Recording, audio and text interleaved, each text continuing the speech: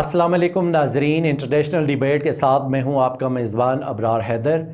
आप जानते होंगे कि पाकिस्तान पीपल्स पार्टी जुल्फ़िकार अली भुट्टो ने कायम की और जुल्फ़िकार अली भुट्टो वो अजीम शख्सियत थे जिन्होंने पाकिस्तान को नाकाबिल तस्ख़ीर बनाने के लिए एटमी क़ुव्वत बनाया और साथ साथ उन्होंने आम आदमी को जो कि पिसा हुआ था उसको ज़बान दी, मुल्क को एक लड़ी में परोया और आलमी सतह पे इस्लामी ब्लॉक बना के मुसलमानों को तीसरी दुनिया का तस्वर दिया। जुल्फ़िकार अली भुट्टो को एक अदालती फ़ैसले के ज़रिए शहीद कर दिया गया। उनकी शहादत के बाद मोहतरमा नुसरत भुट्टो साहिबा और दीगर जो ज़िम्मेदार थे उस वक्त पीपल्स पार्टी के, उन्होंने पार्टी को संभाला, लेकिन बाद अज़ां 1986 के बाद मोहतरमा बेनज़ीर भुट्टो साहिबा पीपल्स पार्टी की बागडोर संभाल चुकी थी। अब मोहतरमा बेनज़ीर भुट्टो साहिबा को 2 मरतबा पाकिस्तान में हुकूमत नसीब हुई और दोनों मरतबा उनकी हुकूमत को करप्शन, इख्तियारात के नाजायज़ इस्तेमाल के इल्ज़ाम में बरतरफ कर दिया गया। दूसरी हुकूमत में एक सानिया हुआ कि मोहतरमा बेनज़ीर भुट्टो के भाई मीर मुर्तज़ा अली भुट्टो को दिन दहाड़े कत्ल कर दिया गया। मीर मुर्तज़ा का कत्ल एक सानिया था और उसके बाद मोहतरमा बेनज़ीर भुट्टो साहिबा मुल्क से बाहर चली गईं और पीपल्स पार्टी अपने एक मखसूस अंदाज में आगे बढ़ती रही। मोहतरमा बेनज़ीर भुट्टो ने एक वक्त में मियां नवाज शरीफ साहब से एक माहिदा मीसाक जमहूरियत के नाम से साइन किया। 2008 के इंतखाबात से कबल मोहतरमा बेनज़ीर भुट्टो पाकिस्तान आ गई और वो एक इंतखाबी मुहिम के दौरान कराची में उन पे हमला हुआ जिसमें सैकड़ों अफराद मारे गए, मगर खुशकिस्मती से वो बच गई। इंतखाबी मुहिम के दौरान ही लियाकत बाग में मोहतरमा बेनज़ीर भुट्टो साहिबा को शहीद कर दिया गया। अब ये दोनों शहादतें, जुल्फ़िकार अली भुट्टो और मोहतरमा बेनज़ीर भुट्टो की शहादतें, दीगर अवामल के साथ इसमें एक इंटरनेशनल मामला भी शामिल है। चूँकि आलमी सतह पे बाज़ ममालिक ऐसे हैं कि जो पाकिस्तान को कभी भी इस्तेकाम में नहीं देख सकते। उनके लिए पाकिस्तान का इस्तेकाम एक खौफनाक ख्वाब है, एक डरावना ख्वाब है। वो लोग जानते हैं, जो इंटरनेशनल खिलाड़ी हैं जो पाकिस्तान में खुल के खेलते हैं, उनके लिए ये इंतहाई तकलीफ़देह सूरत हाल थी कि जुल्फ़िकार अली भुट्टो कराची से भी इलेक्शन जीत रहा है और पेशावर से भी इलेक्शन जीत रहा है और वो पाकिस्तान को एक लड़ी में परोए हुए है। मोहतरमा बेनज़ीर भुट्टो साहिबा को चारों सूबों की जंजीर कहा जाता था। आलमी इस्टेब्लिशमेंट के लिए ये इंतहाई तकलीफ़देह सूरत हाल थी कि पाकिस्तान को एक लड़ी में परोने वाले लीडर्स मौजूद रहें या ज़िंदा रहें। आलमी इस्टेब्लिशमेंट ने उनका भी इसमें दोनों शहादतों में कलीदी रोल रहा है। मोहतरमा बेनज़ीर भुट्टो ने अपनी शहादत से पहले जो इंतखाबी मुहिम लॉन्च की थी उसमें आसफ़ अली ज़रदारी को बिल्कुल साइड लाइन कर दिया गया था। किसी इंतखाबी जलसे में इवन के पाकिस्तान में आसफ़ अली ज़रदारी को नहीं आने दिया जा रहा था। वो अमेरिका में थे, बाद अज़ां दुबई तशरीफ़ लाए थे। मोहतरमा बेनज़ीर भुट्टो ने आसफ़ अली ज़रदारी के किसी दोस्त को इंतखाबी टिकट नहीं दिया कौमी असम्बली का, जिसमें सखर से शेख इस्लामुद्दीन भी शामिल हैं कि उनको टिकट नहीं दिया गया था। मोहतरमा बेनज़ीर भुट्टो की शहादत के बाद ये भी एक सानिया था, लेकिन उसके बाद मज़ीद जो सामने आए, आपके इल्म में होगा कि मोहतरमा बेनज़ीर भुट्टो के ज़ाती दोस्त अमेरिका, बरतानिया समेत हर जगह पे मौजूद थे। वो इंटरनेशनल फेम खातून थी, इंटरनेशनल फेम लीडर थी, आलमी मामलात पे उनकी ग्रिप कहीं ज़्यादा थी। अब उनकी एक साथी हुआ करती थी, शायद आपके इल्म में हो कि नाहिद खान उनका नाम था, जो जलवत खलवत में उनकी हमराज और बिल्कुल उनकी करीबी खातून थी।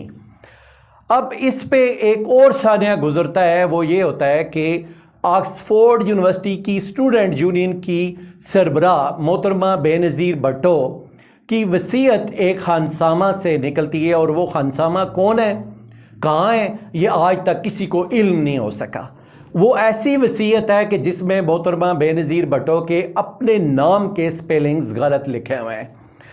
अब हमारी जहालत का ये आलम है कि लोगों ने उस वसीयत को कबूल कर लिया और बरे सगीर के नामवर ख़ानदान भट्टो ख़ानदान के लहू से सींची हुई पीपल्स पार्टी जरदारी ख़ानदान की जानब मुंतकिल हो गई।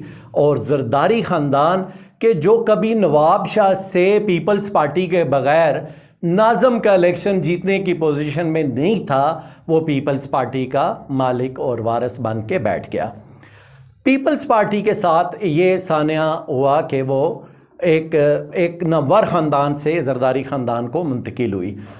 पीपल्स पार्टी सिंध में अपनी पोजीशन मजबूत मुस्तकम रखती रही और आज 14 साल से पीपल्स पार्टी की सिंध में हुकूमत मौजूद है। सिंध अपनी तारीख के बदतरीन इंसानी बहरान से दो चार है। सिंध में इस वक्त 1 करोड़ के करीब लोग खुले आसमान तले और इंतहाई परेशान हाल बैठे हुए हैं। ये सब वो लोग हैं जो पीपल्स पार्टी के वोटर हैं।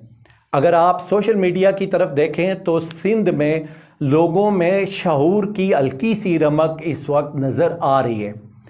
अभी सिंध का मुवाजना अगर हम मगरबी बंगाल से करें तो तकरीबन दोनों जगहों पे एक मुमासलत ज़रूर नज़र आती है कि मगरबी बंगाल में कम्युनिस्ट पार्टी ऑफ इंडिया 34 साल तक हुक्मरान पार्टी रही।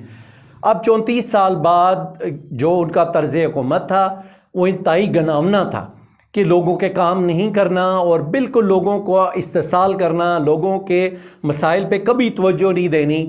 वो कम्युनिस्ट पार्टी एक वक्त में 2011 के इलेक्शन में आके मगरबी बंगाल में हार गई और वहाँ से कांग्रेस की मदद से ममता बनर्जी वहाँ पे हुक्मरान हुई और जो आलिया इलेक्शन हुए मगरबी बंगाल में उसमें कम्युनिस्ट पार्टी ऑफ इंडिया ने मगरबी बंगाल से एक नशिस्त भी हासिल नहीं की और 4.कुछ% उन्होंने वोट हासिल किए हैं। सिंध से इसकी मुमासलत इसलिए है कि पीपल्स पार्टी सिंध में एक लंबे अरसे से हुक्मरान जमात चली आ रही है और ये समझा जा सकता है कि वहाँ पे जो खला मौजूद होगा, जो मौजूद होने जा रहा है, उस खला में जुल्फ़िकार अली भट्टो के पोते जुल्फ़िकार अली भट्टो जूनियर इस वक्त वहाँ पे मौजूद हैं।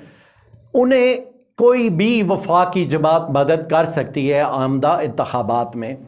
सिंध में जो पीपल्स पार्टी को चूँकि जरदारी ख़ानदान के पास ना कभी कोई नज़रिया था, ना कभी कोई उनकी सोच थी, ना उनका कोई विजन था और ना ही उनको कभी आवाम से हमदर्दी थी, इसलिए उन्होंने पीपल्स पार्टी को माल जायदाद बनाने के एक टूल के तौर पे यूज़ किया। अभी जो पीपल्स पार्टी का वोटर सिंध में मौजूद है वो वोटर ये सोच रहा है और बिल्कुल वो उसको पहली दफ़ा ये महसूस हो रहा है कि हमारे साथ क्या हो रहा है। आप अगर अदारा शुमारियात के एदाद शुमार का जायज़ा लें तो जहाँ पे जागीरदार हैं, वडेरे हैं, तो वहाँ पे ख़त गुरबत से नीचे ज़िंदा रहने वालों की तादाद दीगर इलाकों से कहीं ज़्यादा है। बलूचिस्तान के वो वाले अज़ला के जहाँ पे वडेरों का राज है वहाँ पे भी ख़त गुरबत से नीचे रहने वालों की तादाद ज़्यादा है और जनूबी पंजाब में भी यही सूरत हाल है, लेकिन सिंध में भी ज़्यादा सूरत हाल इसलिए ख़राब है कि वहाँ पे पीपल्स पार्टी के नाम पे क्रिमिनल्स, वडेरे और मफादात के लिए लड़ने वाले लोगों का एक इकट्ठ है जिसको पीपल्स पार्टी का नाम दिया हुआ है और उसके तहत वो लोग चल रहे हैं। अभी ये इकट्ठ एक अरसे से कायम है, लेकिन इस वक्त ये लोग ये महसूस कर रहे हैं, सिंध का वोटर, पीपल्स पार्टी का वोटर ये महसूस कर रहा है कि हमारे साथ एक अरसे से ज़्यादती हो रही है, हमारा इस्तेसाल हो रहा है। अगर आप देखें कि गुर्बत की शरह सिंध में क्या है और ख़ास तौर पे इस वक्त जो अज़ला पानी में डूबे हुए हैं सिंध के, वहाँ पे क्या सूरत हाल है। लाड़काना जो कि जुल्फ़िकार अली भट्टो का शहर है और लाड़काना जो पीपल्स पार्टी की बुनियाद है, जो पीपल्स पार्टी की पहचान है, वो लाड़काना पानी में डूबा हुआ है। उस लाड़काना में इस वक्त तक एक भी टेंट विलेज नहीं लगा और उस लाड़काना में लोग इतनी बुरी सूरत हाल में है कि लोग अपनी ज़िंदगी से बिल्कुल पनाह मांग रहे हैं।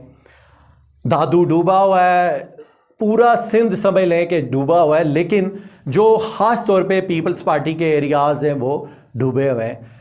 अब जो वडेरे इनसे वोट लेते हैं, जो वडेरे इनका इस्तेसाल करते हैं, वो करते रहे हैं, लेकिन इस वक्त उनको मदद की ज़रूरत है। सिंधियों को इंसान होने की बुनियाद पे मदद की ज़रूरत है, लेकिन उन्हें वो मदद भी हासिल नहीं हो पा रही। अब मसला जो दरपेश है वो इस तरह का है कि ज़रदारी ख़ानदान ने कभी कुछ देना सीखा ही नहीं, वो हमेशा लेने का कायल रहा है। अब जो जुल्फ़िकार अली भुट्टो का ख़ानदान था वो तो एक तरह से साइड लाइन पे हो गया, या उसे ख़त्म कर दिया गया, साइड लाइन कर दिया गया। अभी जुल्फ़िकार अली भुट्टो जूनियर पाकिस्तान मौजूद हैं, सिंध में मौजूद हैं, और वो लोगों का जो सूरत हाल है उसको वो देख रहे हैं और उस पर वो इंतहाई परेशान हाल हैं। वो नौजवान अब अगर ज़िंदा रहा, चूँकि ये तारीख़ है सिंध में कि जब से जुल्फ़िकार अली भुट्टो के ख़ानदान का रिश्ता ज़रदारी ख़ानदान के साथ जुड़ा है, उसके बाद भुट्टो ख़ानदान पे ज़वाल है। वो ज़रदारी जो कभी नाज़म नहीं बन सकते थे, इस वक्त उन ज़रदारियों के रिश्तेदार और करीबी लोग वो 13 से 15 कौमी और सूबाई असम्बली के मेंबर हैं, जो कभी असम्बली का बाहर से दरवाज़ा नहीं देख सकते थे। अब जुल्फ़िकार अली भुट्टो जूनियर का पोता इस वक्त वहाँ पे मौजूद है, लेकिन सिंध के लिए ये जागने का और शऊर के मुजाहरे का एक अल्लाह ताला ने एक नादर मौका दिया है। सिंध डूबा हुआ है, इंसानियत बहुत बुरी सूरत हाल में है, बहुत ही परेशान कुन सूरत हाल में है, लेकिन वो इंसानियत अपने आप को बचा सकती है। अगर इस वक्त जो चीज़ें सामने आ रही हैं कि सिंध में वडेरों के ख़िलाफ़ बगावत हो रही है या वडेरों को पूछा जा रहा है, उनके ख़िलाफ़ बात हो रही है, अगर ये रद्द-ए-अमल और ये सियासी शऊर आमदा इंतखाबात तक कायम रहा तो इस बात की तवक्को की जा सकती है कि सिंध आज़ादी हासिल कर लेगा। अगर सिंध ने यह मौका गवा दिया तो ये कहने में कतई कोई आर नहीं है कि सिंध हमेशा के लिए ज़रदारियों का ग़ुलाम बन जाएगा। आप अपना भी ख्याल रखिएगा। हमारे प्रोग्राम के बारे में अपनी कीमती राय से हमें ज़रूर आगाह कीजिएगा, हम उससे सीखेंगे। आप सबका बहुत शुक्रिया। अल्लाह हाफिज़।